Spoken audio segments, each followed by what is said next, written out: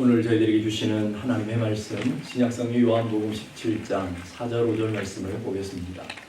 신약성경 요한복음 17장 4절 5절의 말씀 우리 함께 다 같이 한 목소리로 공독합니다. 아버지께서 내게 하라고 주신 일을 내가 이루어 아버지를 이 세상에서 영화롭게 하였사오니 아버지여 창세전에 내가 아버지와 함께 가졌던 영화로서 지금도 아버지와 함께 나를 영화롭게 하옵소서. 아멘. 아주 오래전에 어떤 분이 지나가는 사람들에게 물었대요. 요즘 어떻게 사십니까? 그랬더니 제일 많이 대답한 것이 그럭저럭 삽니다 하는 대답을 했고요. 두 번째가 마지못해 삽니다 하는 얘기를 했고요. 세 번째가 뭘 것 같습니까? 죽지 못해 삽니다 이런 얘기를 하셨대요. 여러분은 지난 한 주 동안 어떻게 살아오셨습니까? 많은 분들이 이렇게 물어요. 목사님, 우리가 먹기 위해 사는 것입니까? 살기 위해 먹는 것입니까? 여러분은 어떻게 생각하십니까? 여러분은 살기 위해 먹습니까? 먹기 위해 살아가고 있습니까? 중국의 어떤 마을에 부친이 소천을 했는데 비문을 새겨야 되는데 비문에 뭘 적을까 아무리 생각해도 아버지를 생각하니까 비문에 적을 말이 없더래요. 그래서 이렇게 적었대요. 먹다 죽다. 이렇게. 바로 먹다 죽는 인생이 있을 수도 있더라는 것이죠. 빅터 프랭크라고 하는 유명한 심리학자가 있습니다. 그분의 쓴 책에 보면 인생의 의미와 인생의 목적을 상실한 사람들을 이렇게 말합니다. 그게 뭐냐면 실존적 공허를 가진 사람이다. 인생의 목적과 의미를 모르는 사람들, 어떻게 살지 모르는 사람, 그럭저럭 살아가는 사람들, 그런 사람들 인생의 마음에 실존적인 공허함이 있기 때문에 그렇다라는 거예요.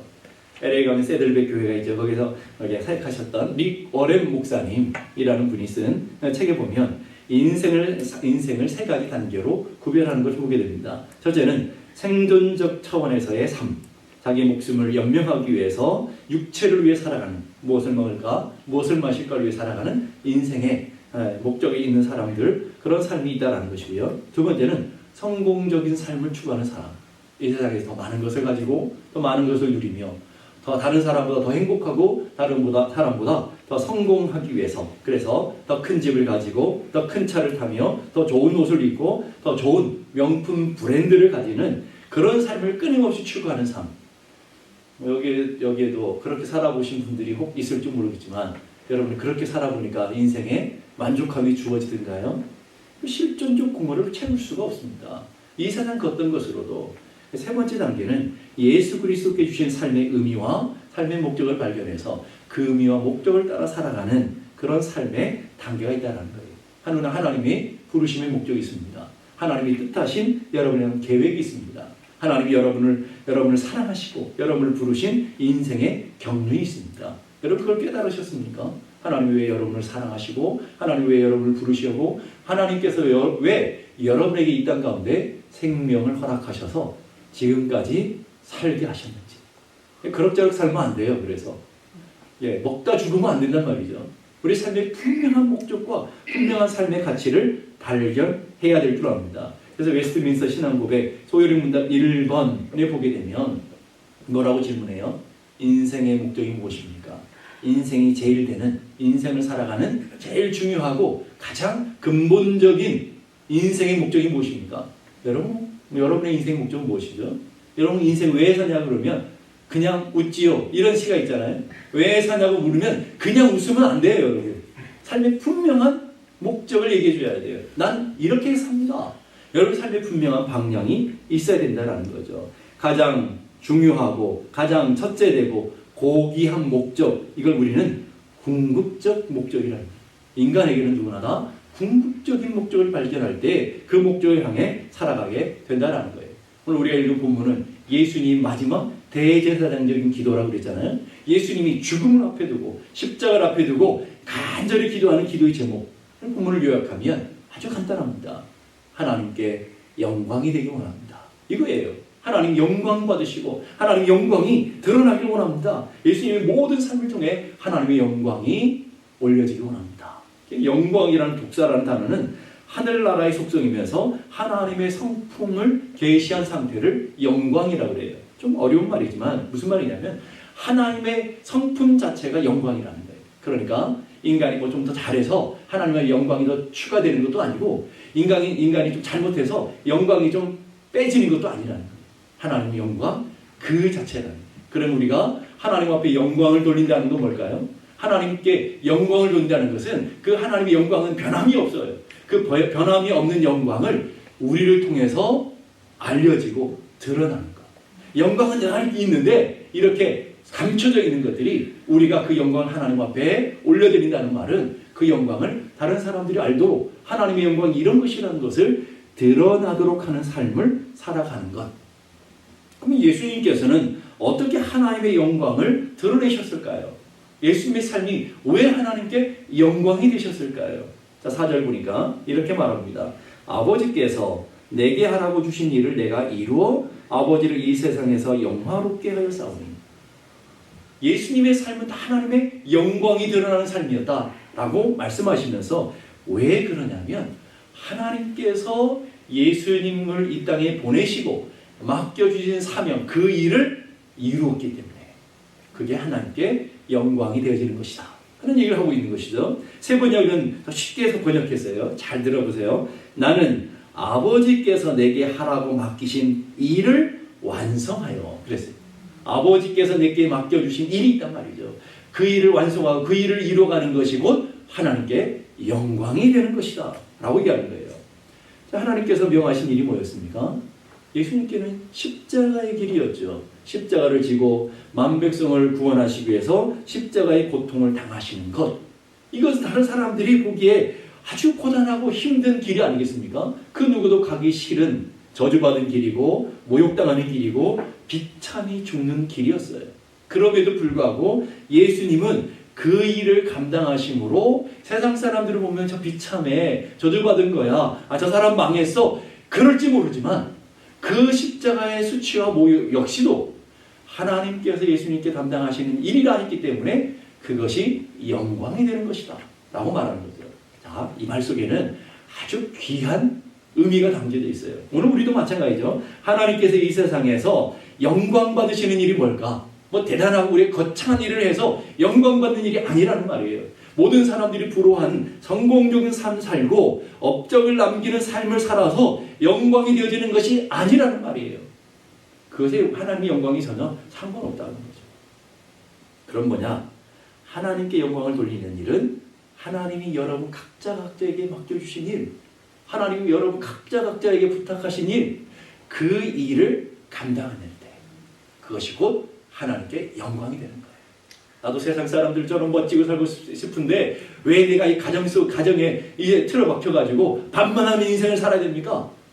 반만하는 인생이라 할지라도 하나님께서 여러분에게 맡겨주셔서 여러분의 가정을 돌보고 자녀들을 돌보는 그 사명이라면 그것이 곧 하나님께 영광이 되는 일이다. 그런 것이라는 거예요. 그러니까 여러분 다른 사람 삶을 부러워할 필요 없어요. 그건 그 사람의 몫이고 우리가 살아야 될 삶에 하나님의 부르심의 길이 있고 우리가 가야 하는 길이 있더라는 것이죠. 태양이 가는 길을 걸어가야지 태양이 다른 별들을 보면서 부러워서 야, 저 태양은 더 다른 별들은 더 멋있네. 나도 저렇게 살아보고 싶어. 궤도를 이탈하면 다 망하는 거라고요.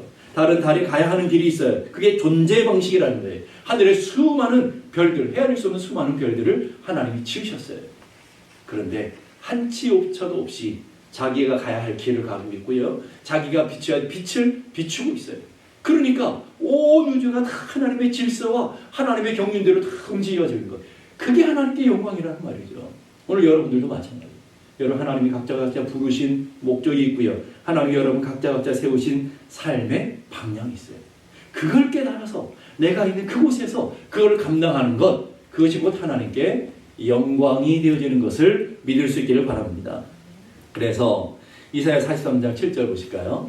이사야 43장 7절의 말씀 다 같이 읽겠습니다. 시작. 내 이름으로 불러지는 모든 자 곧 내가 내 영광을 위하여 창조된 자를 오게 하라. 내가 지었고 그를 내가 만들었느니라. 자, 그를 내가 지었고 그를 내가 만들었다. 이 말을 여러분이 적용하면 하나님이 여러분을 지으셨대요. 믿으십니까? 하나님, 우리 부모가 실수해서 우리가 이 땅에 존재하는 이유가 아니란 말이죠. 하나님이 목적을 가지고 여러분이 이 땅에 하나님께서 있게 하신 걸 믿으십니까? 그리고 하나님이 여러분을 구속하셔야 돼요. 세상에서부터 여러분을 구원해내셨다고요. 여러분을 만드신 이도 하나님이시고 여러분을 구원하신 이도 하나님이시고 또 여러분이 이 땅에 존재하게 하신 이도 하나님이시고 그 하나님이 우리를 여기까지 세워두신 이도 하나님이신 것을 믿습니까? 뭐 하려고요? 아까 이사야 43장 7절의 말씀을 다시 보세요. 내 이름으로 불러지는 모든 자고 내가 내 영광을 위하여 창조된 자를 오게 하라. 하나님의 영광을 위해서 창조했대요. 하나님의 영광을 위해서 구속했대요. 하나님의 영광을 위해서 내가 너를 이 가정 가운데, 내가 너를 이 교회 가운데, 내가 너를 이 아틀란타 가운데 세웠다. 하나님의 명령이라는 말이에요. 하나님의 목적이라는 말이에요. 그 목적을 여러분이 잘 기억하며 살아가는 삶. 그래서 돈을 많이 벌라고 여러분을 부르신 것도 아니고요. 세상에서 성공하라고 여러분을 부르신 것도 아니고요. 만약에 그런 거라면 얼마나 고단하겠습니까, 여러분? 난 돈 벌 능력도 없고 돈 버는 재능도 없는데 돈 많이 벌어야 너 이 땅에서 돈 많이 벌어야 돼. 그것이 성공이야. 그것이 하나님께 영광이야. 그러면 아마 저는 이 세상에 못 살 것 같아요. 여러분은 어떠세요? 저는 돈 많이 벌 재능은 없거든요. 근데 하나님께서 에게 맡겨주신 이 일을 감당하라니까 뭐 되든지 안 되든지 하다 보니까 여기까지 오는 거 아니겠습니까? 만약에 여러분들이 연예인들처럼 재주를 부리고 여러분이 그렇게 하라면 여러분 하실 수 있는 분이 있겠어요? 못하실 분들이 많을 거라고요. 만약 여러분들이 스포츠맨들처럼 그렇게 하려고 그러면 여러분 할 수 있겠냔 말이에요. 내가 노력한다고 되냔 말이죠. 안 될 거라고요. 그러니 얼마나 감사해요. 여러분 그렇게 안 세우셨습니까? 얼마나 감사합니까? 하나님이 여러분을 그렇게 하라고 부른 게 아니라 이 땅에서 대접하고 높아지라고 부른 게 아니라고요. 여러분은 여러분 각자마다 하나님이 세우신 목적이 있고 세우신 방향이 있다고요. 그 누구가 비교할 수 없는 여러분만이 가진 고유하고도 독특한 부르심과 목적이 있는 것을 믿을 수 있기를 간절히 바랍니다. 여러분 그 목적과 그 인생의 방향을 발견하셨느냐? 여러분 그 방향을 향해서 살아오고 있습니까? 그렇지 않고 있다면 우리는 우리 삶이 하나님 앞에 영광을 돌리는 삶이 아니라 반대로 죄된 삶을 살아가는 거예요. 우리가 하나님의 목적과 하나님의 방향을 잃어버리고 하나님의 목적과 하나님의 방향을 잃어버리면 누가 주인 되어 살아가는 거예요? 내가 내 영광과 내 성공과 내 만족과 내 쾌락과 내 즐거움과 내 편안함, 이게 우리 인생의 목적을 가지고 살아가는 거예요. 여러분 이 땅을 살아가면서 누가 주인 되어 살아가는 것이죠? 여러분 인생을 왜 사십니까? 내가 행복하기 위해서. 그거 잘못된 거예요. 내 인생 성공하기 위해서, 내 인생 돈을 더 많이 갖기 위해서, 내 인생 내가 더 명품을 많이 갖기 위해서 다 잘못된 길이라고요. 그걸 죄라고 그러는데, 죄라는 하마르티안 헬라어로 그러는 것은 관용으로부터 벗어났다는 말이에요. 목적으로부터 벗어났다는 거예요. 어떤 목적이요? 하나님 여러분을 부르신 목적이요. 하나님 여러분을 이 땅에 세우신 목적이요. 하나님께서 여러분에게 생명을 주신 이유 말이에요. 거기로부터 다른 어긋난 것은 다 죄예요. 세상 사람들이 박수 쳐주고 야, 너 행복하겠다. 세상 사람들이 성공했다고 칭찬하고 인정해도 하나님 앞에서 다 망하는 인생이에요. 그게 바로 자신의 바벨탑을 쌓는 인생이라고요. 아무리 세상적으로 성공했다 할지라도 모든 사람들이 부러워하는 길이라 할지라도 그것은 망하는 길이다라는 거예요. 왜냐하면 고린도서 6장 19절 보니까 너희는 너희의 것이 아니라 값으로 산 것이 되었으니 그런즉 너희 몸으로 하나님께 영광을 돌리라. 너희는 누구 것이라고요? 내 것이 아니라는 거예요. 오늘 내 인생 내 게 아니라고요. 그래서 내 인생 내 만족을 살면 안 된다고요. 하나님 값 주고 사셨대요. 그럼 하나님 뭐라고 하냐면 넌 내 거야. 이제는 너를 위해 살면 안 돼. 너의 쾌락을 위해서, 너의 욕망을 위해서, 너의 인생, 내가 너에게 허락한 인생을 허비해서는 안 돼. 라고 명령하신 거예요. 그러니까 그 목적으로부터 잘못되면 다 죄인 거죠. 오늘 여러분 어떻습니까? 여러분이 지난 한 주 동안 살아왔던 삶의 목적과 방향은 어떻게 되셨느냐라는 세계 최고의 3대 성악가로 불렸던 루치아노 파바로티, 프레스토 도밍고, 호세 카레레스, 여러분들이 들어보셨을 거예요. 그 중에 호세 카레라스라고 하는 분은 신앙이 참 좋기로 유명하신 분이죠. 그분은 1987년 7월에 오페라 라보엠의 주인공을 맡아서 촬영하던 도중에 쓰러져 병원에 실려갔어요. 진단해 보니까 아주 심각한 백혈병이었어요. 모든 의사들이 다 살지 못한다고 그랬어요. 그런데 그분이 믿음을 가지고 하나님 앞에 히스기야가 기도했던 기도를 생각하고 간절히 기도했대요. 하나님 살려주시라고. 제 생명을 연장시켜 주시면 이제는 오직 주님의 영광만을 위해 노래하며 살아가겠습니다. 기적까지 그 백혈병, 뭐 그 당시만 해도 고치기 굉장히 어려운 병이었는데 백혈병이 낫게 되었대요. 그리고 그의 삶은 완전히 바뀌어졌어요. 자신의 삶의 모든 것을 하나님을 위해 살아가는데 그는 백혈병 재단을 세우고요. 자신의 공연비 50%를 떼어 백혈병 환자에게 투자하며 이제는 자신의 영광과 자신의 인기를 위해서 노래하는 것이 아니라 하나님의 영광을 위해서 노래하는 그런 삶이 되었다는 말이에요. 그런 도중에 어떤 기자가 와서 인터뷰를 했대요. 인터뷰를 하면서 인터뷰했을 때 그는 이렇게 대답했답니다. 나는 그냥 노래를 부르는 것이 아닙니다. 내게 생명을 연장시켜 주신 하나님을 찬양하며 그분께 영광을 돌리는 것입니다. 여러분 인생이 똑같은 일을 했다고요. 그 영적인 하나님의 은혜를 맛보기 전에도 노래했고요. 그리고 유명했고요. 노래를 잘했다고요. 그리고 그 은혜를 경험한 다음도 똑같이 노래를 해요. 그 사람이 바뀐 건 아니에요. 그런데 삶의 목적과 삶의 방향이 바뀌었습니다. 내가 하는 일이 단순히 노래하며 돈 버는 일이었는데 인기를 얻는 일이었는데 이제는 하나님께 영광이 되어지는 일이더라. 여러분 하나님의 은혜를 경험한다고 여러분 하는 일들이 별반 달라질 분들은 없을 것 같아요. 똑같이 아침에 일어나면 밥해야 되고요. 똑같이 하는 대로 양육해야 되고요. 똑같이 직장에 가서 일해야 되고요. 왜 달라질 게 하나도 없어요. 그러면 내가 어떻게 하나님께 영광을 돌려주느냐? 여러분 인생에 하나님이 부르신 목적들을 발견하고 이 일을 통해서 하나님 뜻하신 것을 찾아내는 것. 그리고 그 일을 위해서 우리가 전심전력하며 살아가는 것. 똑같은 일을 같아도 똑같은 일이 아니라는 것을 말해주는 거죠. 헬렌 이언이라고 하는 분이 쓴 아름다운 삶, 사랑 그리고 마무리라는 책에 보면 이런 내용이 있습니다. 삶에서 정말 중요한 것은 당신이 갖고 있는 소유물이 아니라 세상 사람들은 우리 가진 소유로 우리를 평가해요. 왜냐하면 세상은 소유 양식으로 살아가는 사람들이기 때문에 이 세상 사람들이 살아가는 이 가치의 패러다임은 소유 양식이거든요. 그 사람이 무슨 차를 타는지, 무슨 집에 사는지, 어느 학교를 나왔는지 다 외적인 소유잖아요. 소유 양식을 따라 살아가요. 그런데 중요한 건 이렇게 얘기해요. 하나님께서 삶에서 정말 중요한 것은 당신이 갖고 있는 소유물이 아니라 당신 자신이 누구인가 하는 것이다. 존재적인 양식이다. 여러분 하나님의 자녀가 되었어요. 하나님의 은혜를 가진 사람이 되었어요. 여러분은 하나님의 성령이 거하시는 성령이 전이 된 줄로 믿습니다. 존재가 바뀌었다고요, 여러분. 그렇기 때문에 여러분의 삶이 이제는 소유 양식을 따라 살아가지만 안 되고 존재 양식을 따라 살아가는 삶이 돼야 돼요. 하나님 부르신 소명, 하나님께서 나를 이 땅에 세우신 목적, 하나님께서 여러분의 가정을 세우신 목적이 있단 말이죠. 그 목적을 따라 살아가는 삶, 그게 존재 양식이에요. 존재 양식을 따라 살아가는 사람은 내가 무슨 차를 타는지, 내가 어떤 집에 사는지, 내 학력이 무엇인지, 내가 무엇을 가졌는지, 어떤 명품을 가졌는지 전혀 중요하지 않습니다. 그것이 내 삶의 가치가 아니기 때문에 내 가치는 하나님께 있는 거예요. 나는 하나님의 자녀야. 예수 그리스도의 대가를 주고 사신 하나님의 은혜의 백성이야 라고 하는 자부심이 있고요. 그리고 하나님이 부르시고 나를 이곳에 세웠어. 사람들이 초라해 보이고 사람들이 나를 비웃고 조롱해도 난 이 일을 위해 살아가.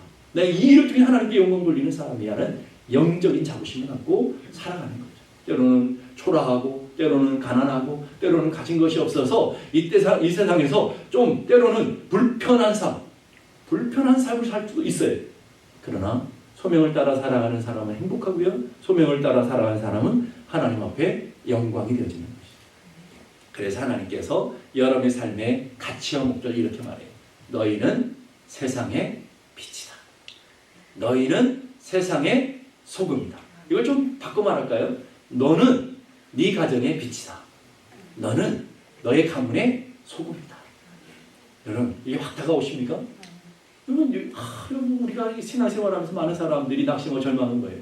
왜 하나님이 나를 이런 가정에 태어나게 하셨을까? 왜 하나님께서 나를 이런 가정으로 시집 보내시고 장가 보내게 하셨을까? 더 멋있는 사람들이 많은데 돈 많은 사람도 있었는데 왜 우리 자녀들은 이렇게 나를 속썩일까? 그러기 때문에 여러분이 필요한 것이지 다 잘 나가면 여러분이 왜 필요합니까? 여러분? 빛은 어둠이 있어야 필요한 거라고요. 소금은 썩어지고 냄새나는 곳에 필요한 거라고요. 근데 우리는 뭐예요? 하나님 우리에게 주신 사명은 어둡기 때문에 내가 너를 그곳에 보낸 거야. 썩고 냄새나기 때문에 너를 그곳에 보낸 거야. 그런데 우리는 그것 때문에 낙심하고 그것 때문에 불평하고 그것 때문에 절망하고 있단 말이죠. 그게 내 사명인데 그게 내 인생의 하나님의 부르심의 목표고 부르심의 길인데 그걸 거부한단 말이죠. 여러분은 빛이고 여러분은 소금인 줄로 믿습니다. 이 말씀을요, 더 메시지라고 하는 유진 피터슨 목사님 번역하신 성경에 이렇게 해석했어요. 너희가 여기 있는 이유를 말해주겠다. 잘 들어보세요. 너희가 여기에 있는 이유를 말해주겠대요. 분명하게 이유를 가르쳐줘요. 그 이유가 뭔지 아십니까? 너희는 소금을 쳐서 이 땅에 하나님 맛을 드러내라고 여기 있는 것이다. 자, 여러분의 가정에 왜 있는 것이라고요? 하나님의 내 맛 내는 게 아니라고요. 자꾸 내 맛을 내니까 인생이 엉클어지는 것이죠.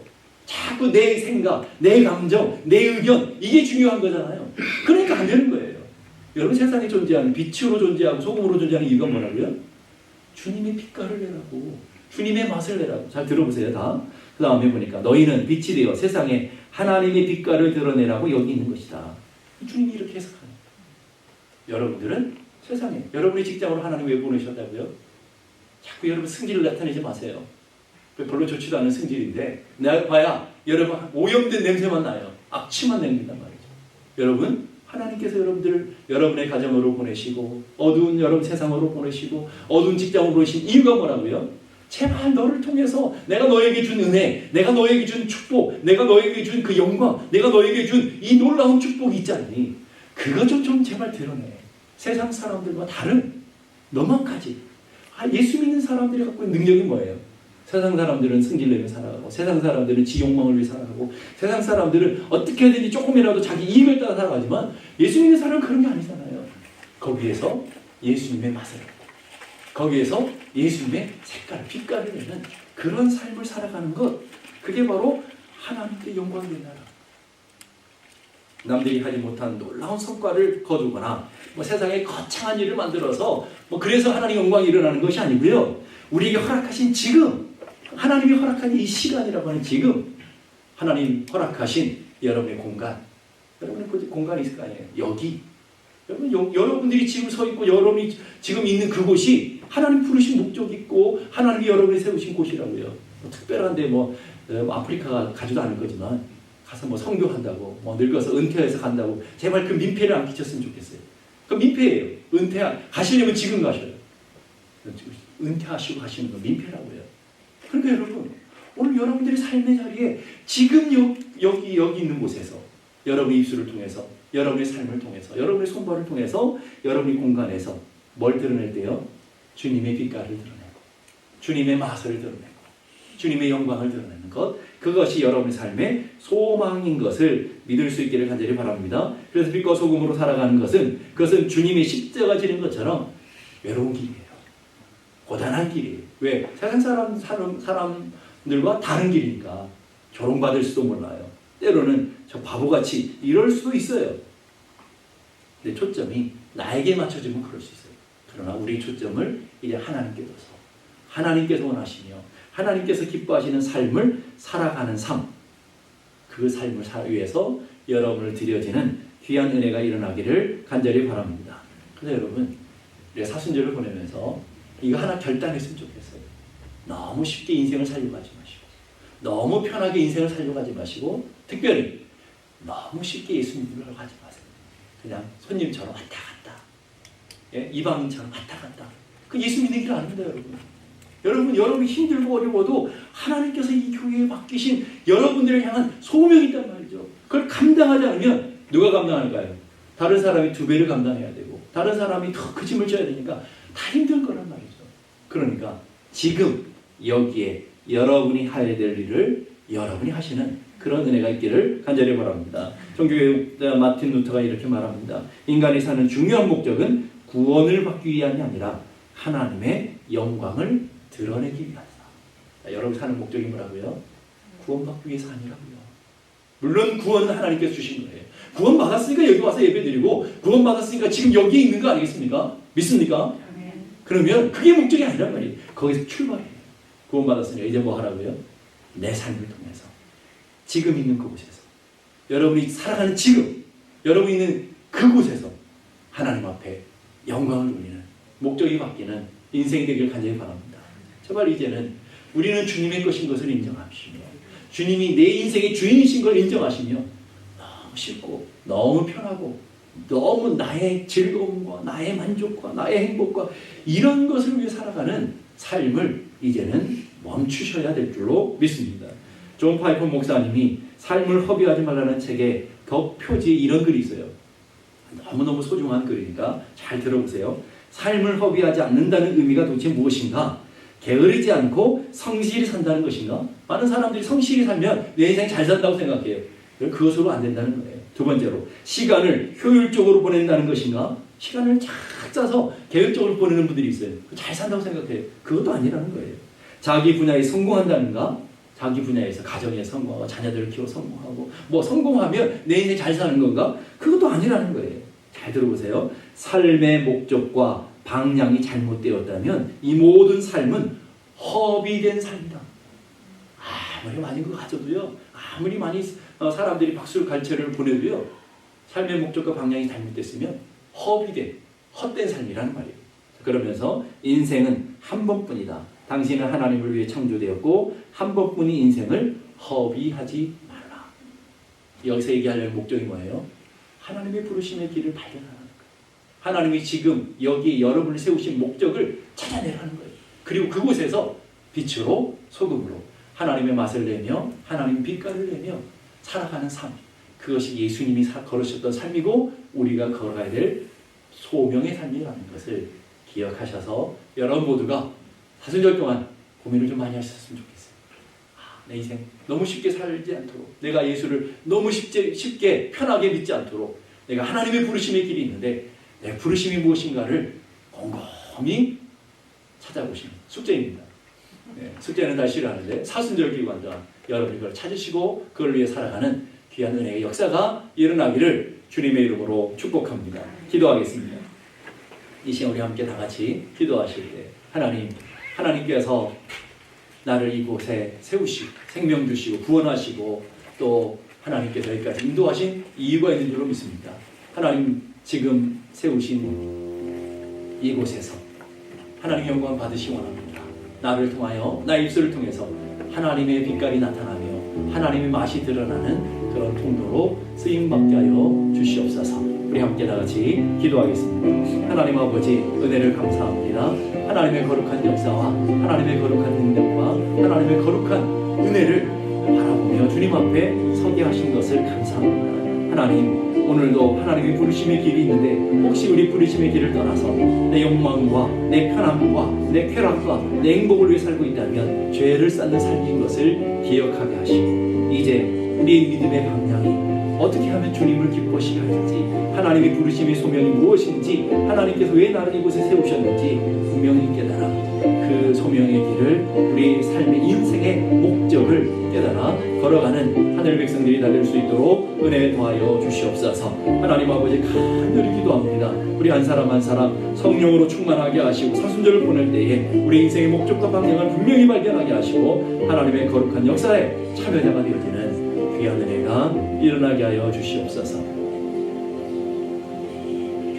이제는 우리 주님 예수 그리스도의 은혜와 하나님 아버지 크고 놀라우신 사랑과 성령님의 감화 감동 충만케 하시는 역사가 이제로부터 영원까지 함께 계시기를 간절히 축원하옵나이다.